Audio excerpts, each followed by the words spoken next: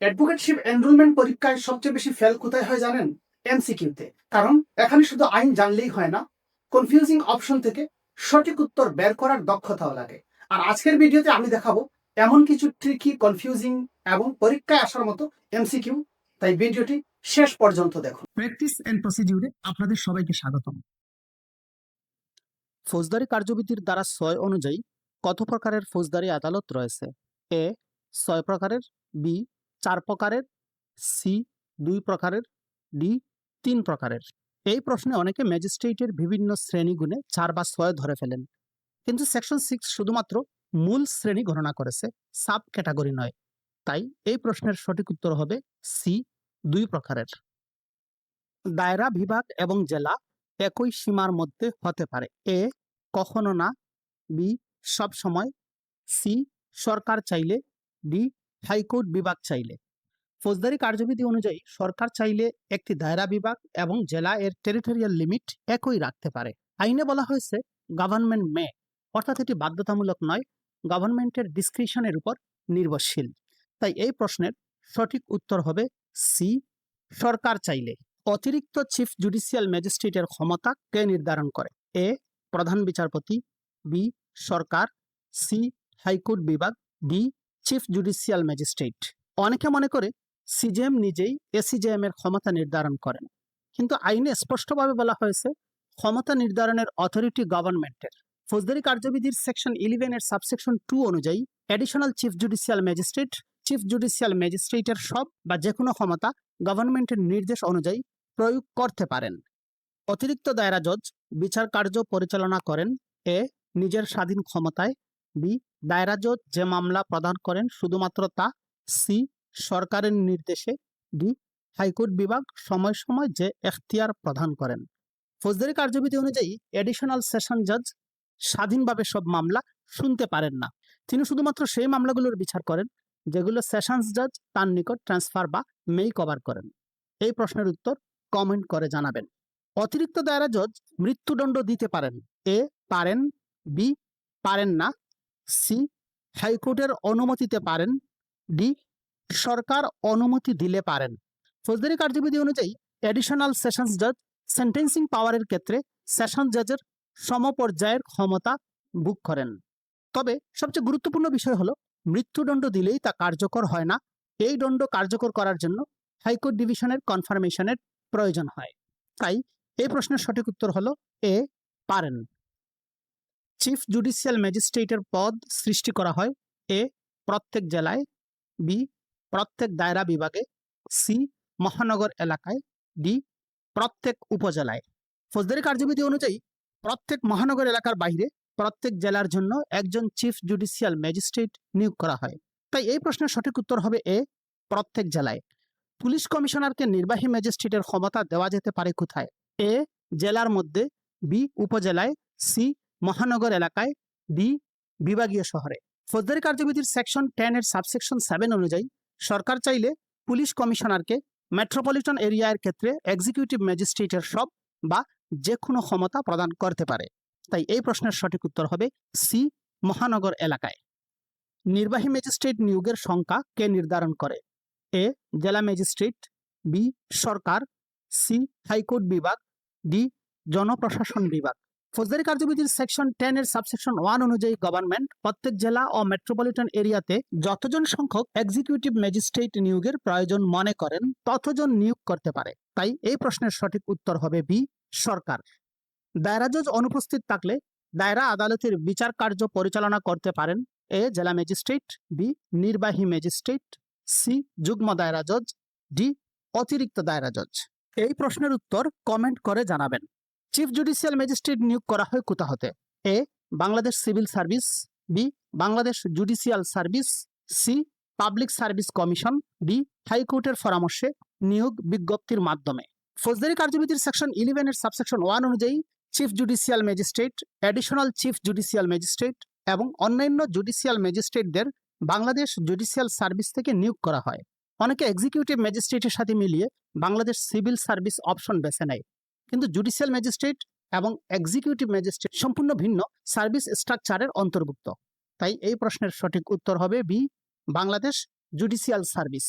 Judicial ম্যাজিস্ট্রেটকে অতিরিক্ত ক্ষমতা প্রদান করতে হাইকোর্ট বিভাগের সঙ্গে পরামর্শের বিধান কোন ধারায় আছে? A section 36, B section 37, C section 38, D section 39। ফৌজদারি কার্যবিধির সেকশন 37-এ বলা হয়েছে কোনো জুডিশিয়াল ম্যাজিস্ট্রেটকে চতুর্থ তফসিলে উল্লেখিত যে কোনো ক্ষমতা হাইকোর্ট বিভাগের সঙ্গে পরামর্শ করে প্রদান করা যেতে পারে। তো এই প্রশ্নের সঠিক উত্তর হলো বি সেকশন 37। জুডিশিয়াল ম্যাজিস্ট্রেট নিয়োগের নীতিমালা কে প্রণয়ন করেন? এ সুপ্রিম কোর্ট, বি সরকার, সি রাষ্ট্রপতি, ডি হাইকোর্ট বিভাগ। এই প্রশ্নটা ছোট হলেও এক্সামিনার এখানে কনস্টিটিউশন নলেজ দিয়ে ট্র্যাপ করে। অনেকে ভাবেন জুডিশিয়াল ম্যাটার মানেই নিশ্চয়ই সুপ্রিম কোর্ট বা হাইকোর্ট ডিভিশন, আর ঠিক সেখানেই ঘটে বিপদ।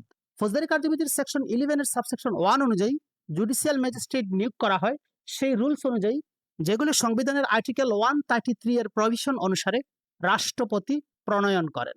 অর্থাৎ নিয়োগ জুডিশিয়াল সার্ভিস থেকে হলেও রিক্রুটমেন্ট রুলস ফ্রেম করেন রাষ্ট্রপতি। তাই এই প্রশ্নের সঠিক উত্তর হবে সি।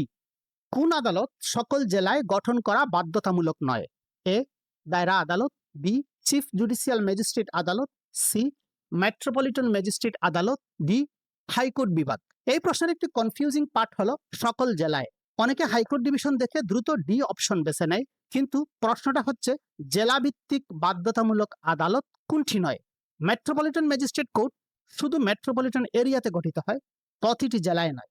অর্থাৎ যেখানে মেট্রোপলিটন এরিয়া নেই সেখানে মেট্রোপলিটন ম্যাজিস্ট্রেট কোর্টও নেই। তাই এই প্রশ্নের সঠিক উত্তর হচ্ছে সি মেট্রোপলিটন ম্যাজিস্ট্রেট কোর্ট। নির্বাহী ম্যাজিস্ট্রেটের উপর নিয়ন্ত্রণ কার?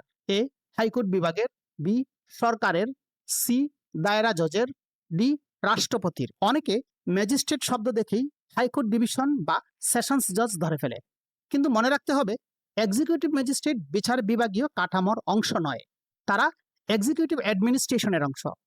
অর্থাৎ তাদের নিয়ন্ত্রণ, নিয়োগ ও অ্যাডমিনিস্ট্রেটিভ অথরিটি মূলত গভর্নমেন্টের অধীন। তাই এই প্রশ্নের সঠিক উত্তর হবে বি সরকারের। জুডিশিয়াল ম্যাজিস্ট্রেট আদালত কোথায় বসবে তা কে নির্ধারণ করেন? এ হাইকোর্ট বিভাগ, বি সরকার, সি জেলা ম্যাজিস্ট্রেট, ডি দায়রা জজ। এই প্রশ্নে অনেকেই জুডিশিয়াল কোর্ট হয় হাইকোর্ট ডিভিশন ভাবেন, কিন্তু সিটিং প্লেস নির্ধারণের অথরিটি গভর্নমেন্টের। সেকশন 11-এর সাবসেকশন 2A অনুযায়ী গভর্নমেন্ট সাধারণ বা বিশেষ আদেশের মাধ্যমে জুডিশিয়াল ম্যাজিস্ট্রেট কোর্ট কোথায় বসবে তা নির্ধারণ করতে পারে। বিশেষ নির্বাহী ম্যাজিস্ট্রেট নিয়োগের ক্ষমতা কার? এ হাইকোর্ট বিভাগের, বি সরকারের, সি রাষ্ট্রপতির, ডি জেলা ম্যাজিস্ট্রেটের। সেকশন 12-এর সাবসেকশন 1 এবং 2 অনুযায়ী গভর্নমেন্ট বিশেষ এক্সিকিউটিভ ম্যাজিস্ট্রেট নিয়োগ ও ক্ষমতা প্রদান করতে পারে। তাই এই প্রশ্নের সঠিক উত্তর হবে বি সরকারের। নিম্নের কোন ব্যক্তি ফৌজদারি আদালতের অংশ নন? এ দায়রা জজ, বি চিফ মেট্রোপলিটন ম্যাজিস্ট্রেট আদালত, সি সহকারী কমিশনার ভূমি, ডি চৌকি আদালতের ম্যাজিস্ট্রেট। একটি বিষয় সবসময় খেয়াল রাখতে হবে, এক্সিকিউটিভ পাওয়ার আর ক্রিমিনাল কোর্ট এক জিনিস নয়। দায়রা জজ, চিফ মেট্রোপলিটন ম্যাজিস্ট্রেট আদালত এবং জুডিশিয়াল ম্যাজিস্ট্রেট এরা সবাই সরাসরি ক্রিমিনাল কোর্ট স্ট্রাকচারের অংশ, কিন্তু সহকারী কমিশনার ভূমি প্রশাসনিক কর্মকর্তা, তিনি ক্রিমিনাল কোর্টের অংশ নয়, যদিও কিছু ক্ষেত্রে এক্সিকিউটিভ ম্যাজিস্ট্রেটের ক্ষমতা পেতে পারেন। তাই এই প্রশ্নের সঠিক উত্তর হবে সি সহকারী কমিশনার ভূমি। বিশেষ নির্বাহী ম্যাজিস্ট্রেট কোন এলাকায় ক্ষমতা প্রয়োগ করতে পারেন? এ মহানগর এলাকায়, বি বিভাগীয় শহরে, সি মহানগর এলাকার বাহিরে, ডি সমগ্র বাংলাদেশে। সেকশন 12-এর সাবসেকশন 1 অনুযায়ী স্পেশাল এক্সিকিউটিভ ম্যাজিস্ট্রেটের ক্ষমতা প্রযোজ্য হয় মেট্রোপলিটন এরিয়া এর বাহিরে। তাই এই প্রশ্নের সঠিক উত্তর হবে সি মহানগর এলাকার বাহিরে। ম্যাজিস্ট্রেটদের বেঞ্চ কোথায় প্রযোজ্য নয়? এ জেলায়, বি উপজেলায়, সি মহানগর এলাকার বাহিরে, ডি মহানগর এলাকায়। সেকশন 15 অনুযায়ী ম্যাজিস্ট্রেটস বেঞ্চ গঠন করা যায় শুধুমাত্র মেট্রোপলিটন এরিয়া এর বাহিরে। তাই এই প্রশ্নের সঠিক উত্তর হবে ডি মহানগর এলাকায়। চিফ জুডিশিয়াল ম্যাজিস্ট্রেট সহ সকল জুডিশিয়াল ম্যাজিস্ট্রেটগণ কার অধীনস্থ? এ জেলা ম্যাজিস্ট্রেট, বি হাইকোর্ট বিভাগের, সি দায়রা জজের, ডি সরকারের। সেকশন 17-এর সাবসেকশন 4 অনুযায়ী চিফ জুডিশিয়াল ম্যাজিস্ট্রেট সহ সকল জুডিশিয়াল ম্যাজিস্ট্রেট সেশনস জজের অধীনস্থ। তাই এই প্রশ্নের সঠিক উত্তর হবে সি দায়রা জজের। আজকের এমসিকিউ প্রশ্নগুলো যদি আপনি ভালোভাবে বুঝে থাকেন তাহলে পরীক্ষার হলে কনফিউজিং অপশন দেখে ভয় পাবেন না। মনে রাখবেন, বার কাউন্সিল পরীক্ষা শুধু পড়াশোনা নয়, স্মার্ট এমসিকিউ সলভিং টেকনিক আপনাকে অনেক এগিয়ে রাখবে। কমেন্টে জানান আজকের কয়টি প্রশ্নের সঠিক উত্তর দিতে পেরেছেন। আর যদি পার্ট 2 চান তাহলে এখনই লিখুন মোর এমসিকিউ। ভিডিওটি উপকারী মনে হলে অবশ্যই লাইক দিন, কারণ আপনার একটি লাইক আরো গুরুত্বপূর্ণ আইন বিষয়ক এমসিকিউ ভিডিও তৈরি করতে অনুপ্রেরণা দেয়। আর নিয়মিত বার কাউন্সিল পরীক্ষার প্রস্তুতি নিন। সাবস্ক্রাইব করে পাশে থাকুন প্র্যাকটিস এন্ড প্রসিডিউর চ্যানেলের সঙ্গে।